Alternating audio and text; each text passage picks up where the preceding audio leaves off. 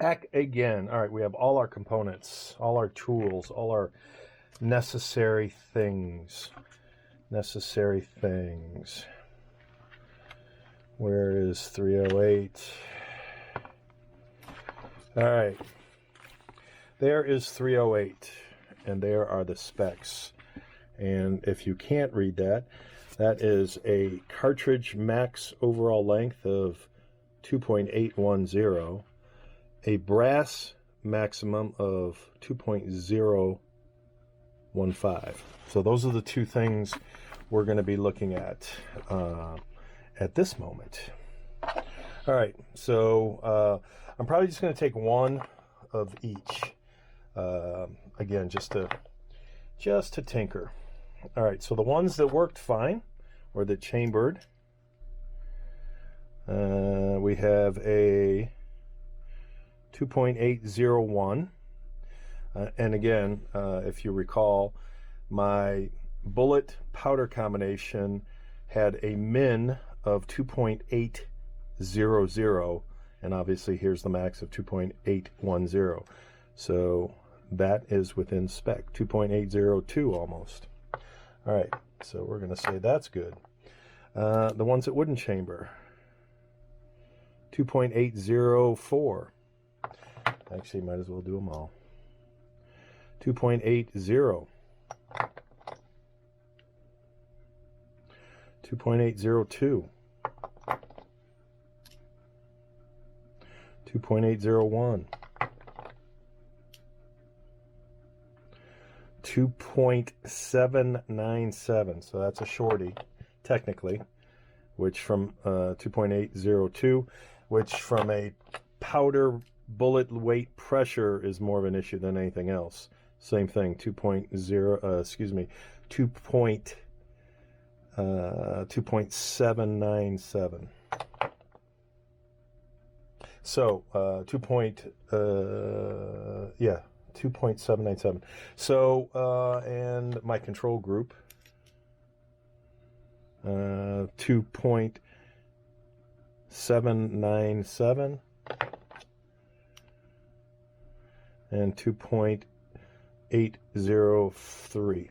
So from a cartridge overall length, I'm satisfied. I'm not unhappy. Let's pull some brass. And I thought I would also experiment. I've got my Lee Classic Turk set up to reload these. But somebody gave me a great tip. And I think it was because of my comment on, my kinetic bullet puller, impact bullet puller.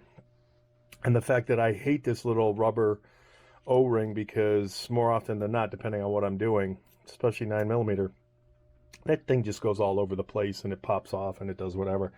So someone gave me the tip. They're like, oh, just use your Lee normal shell holder, pop it in. I had to take my plastic cap off because this thing sticks out. So now you have the Lee shell holder locking in that 308. So you don't have to worry about taking this in or out. I thought that was the coolest thing. So let me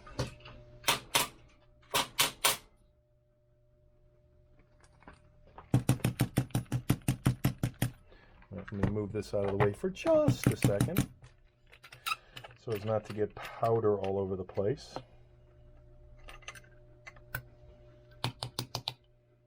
All right.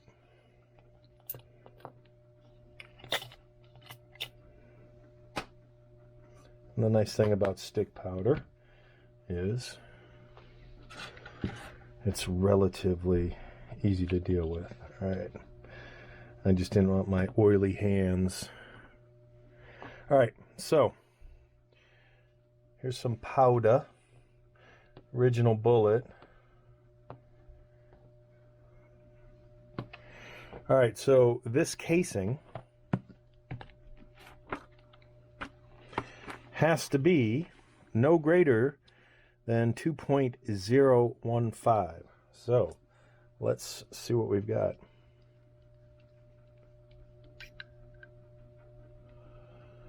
2.015. 2.011. So it's definitely below 2.015, which is right there. We're coming in at 2.010.5. So it's not a brass casing thing. We know it's not a drop gauge issue because those all dropped clean. It's not a proud primer issue.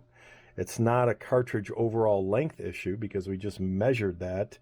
And who cares what the powder is, because powder has nothing to do with chambering. So WTF? Anybody got some ideas? I don't. So I'm going to remanufacture this, put it back together. And what's funny is I'd be willing to bet if I threw this in our M1A, and I didn't like what I saw. I saw a little piece of, I don't know if you saw that, but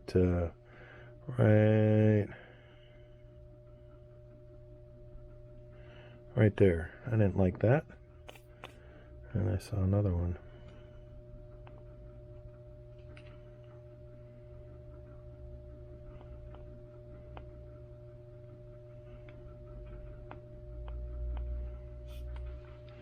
All right, now we have clean powder. Sorry, just anal retentive. Let me put the head back on, and we are in business.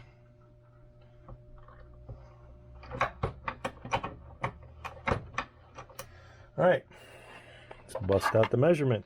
Has to be less than 2.810. Wow.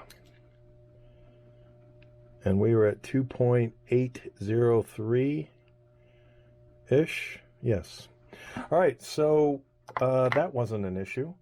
Let's take one. What was this? This was a 75 grain. Let's take the 60 some odd grain. Okay, so again, overall length 2.802.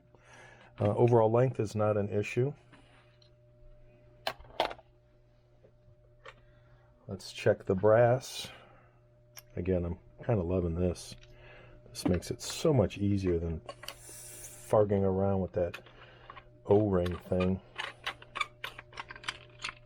Is this perfect? Nah, nothing's perfect. This is reloading. Nothing's perfect.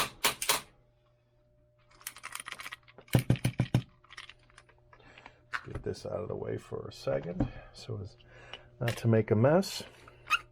It's a little chilly in the garage tonight. Winter is here. Winter in the West. Okay, so this is definitely my 3035. Yes.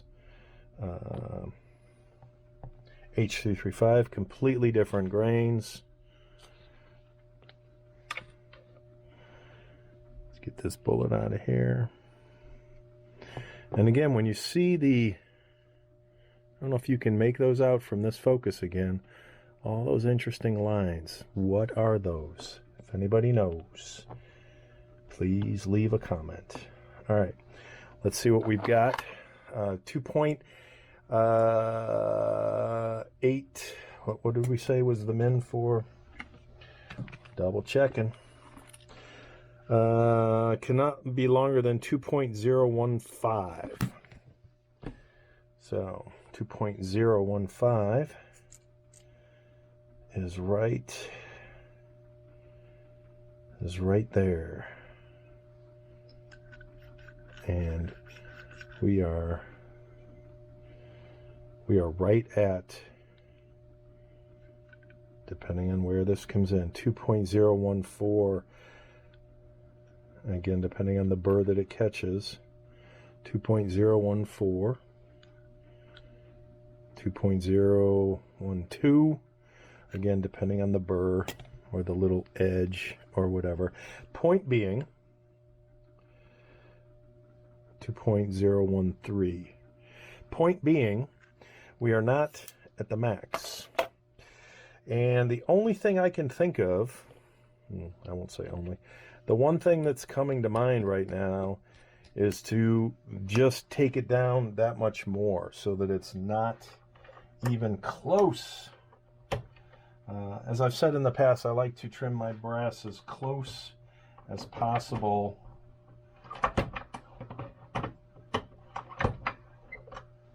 or I like to, maybe a better way to phrase it is I like to trim as least as I need to.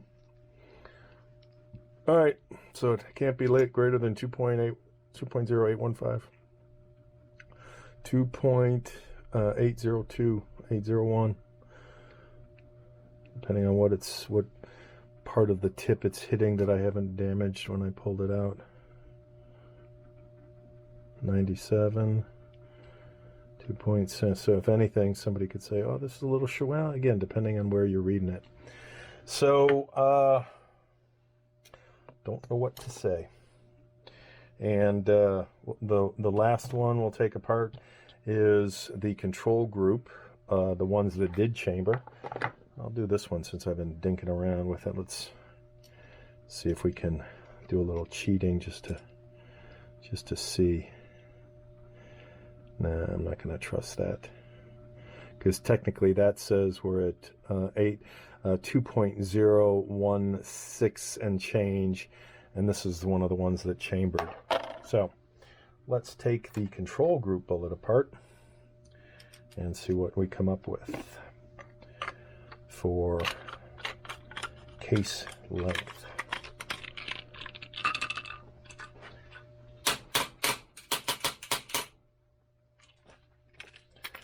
And that looks like we got some stick powder going, so that's going to be the IMR 3031.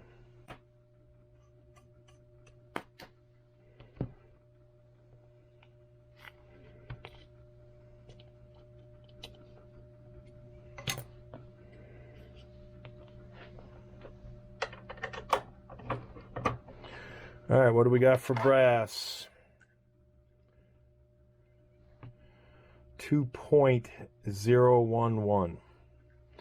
So we don't have a brass issue.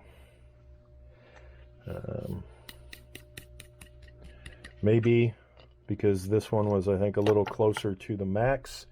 Maybe that's what the issue is. Maybe the brass is just a little too questionable when all the variables are in place and everything is what it is. And we are back to,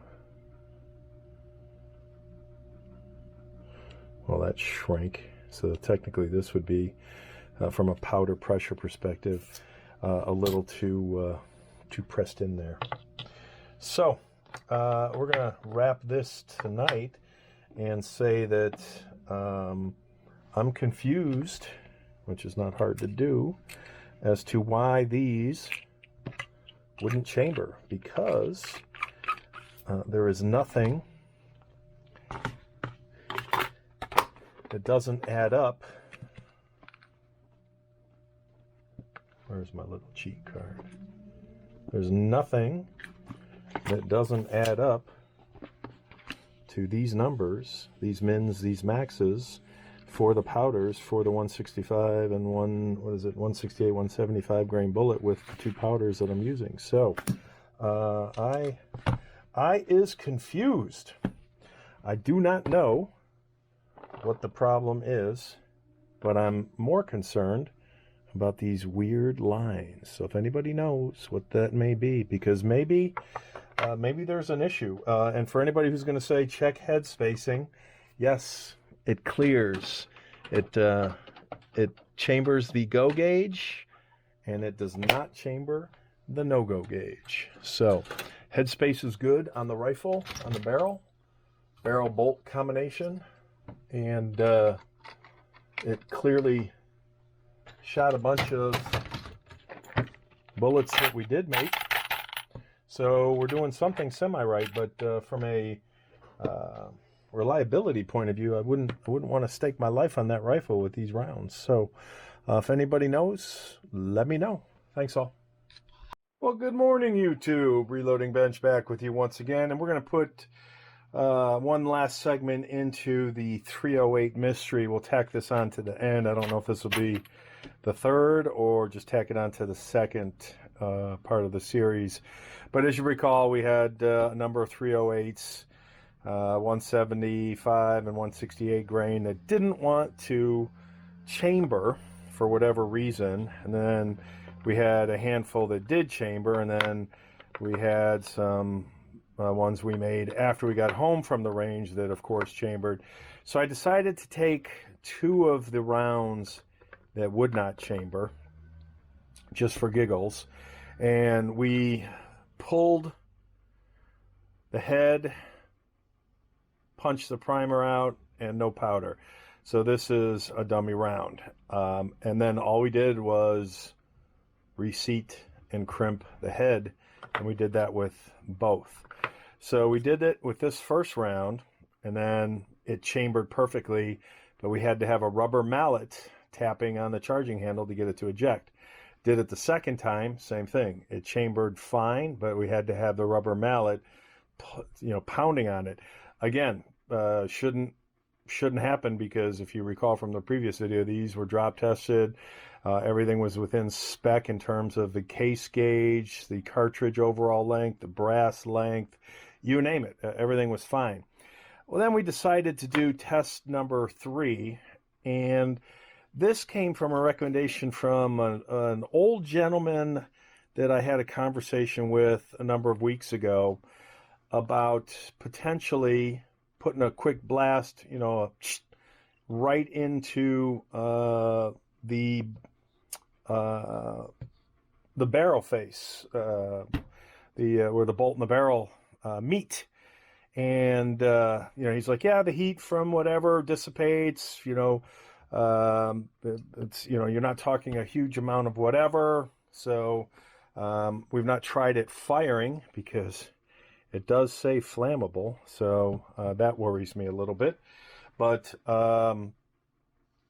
what I found interesting is when we did a blast of WD-40 into that that chambering area, this obviously seated, and then it ejected without having to use a hammer. So then we went on and did it to a second round that did not chamber, and this chambered. Again, another dummy round. The only thing that was done to this was primer and powder removed, and then the head replaced at the same cartridge overall length. Then we didn't do anything to this other than make it a dummy round. Didn't add any more WD-40, no nothing. This chambered, and it ejected. So part of our thinking is two thoughts. Since these were problematic and these weren't, save these for that gun. And the second is break-in. We're wondering, since that is a newer build, if it just needs a break-in. And then I was thinking, well, what about head stamps? So this is a GFL. This is also a GFL. Ooh, GFL. GFL. That's getting interesting. This is a GFL. This is a GFL. Wow, those are all GFLs. These that did chamber, this was a new round that I made. These are the old rounds. These are GFLs. These are GFL. This is also a GFL.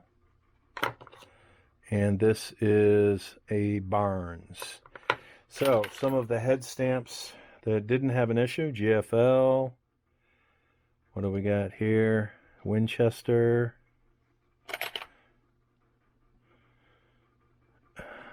FC. I don't know who FC is. There's GFL. So there's Barnes. So we have a little bit of everything. But the GFLs did shoot. So I can't say it's a head stamp issue. Or at least I don't think it's a head stamp issue. So I don't know how reliable this whole WD-40 thing is going to be.